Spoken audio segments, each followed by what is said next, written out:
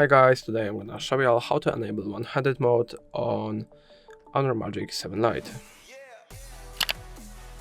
So firstly go into settings, now scroll down and go into accessibility features, go into one-handed mode.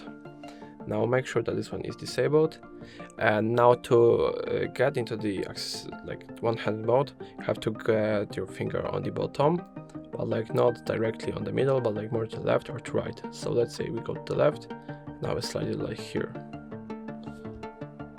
Right. You have to slide it and hold it here. So, exactly.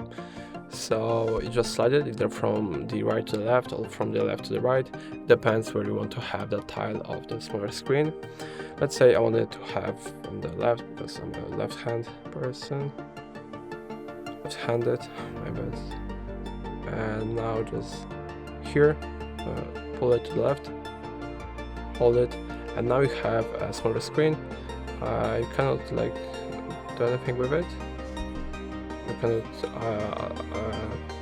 cannot adjust the size of it, but I think it's a better option than the one that you have on the most on the Androids, when there's just small part of screen.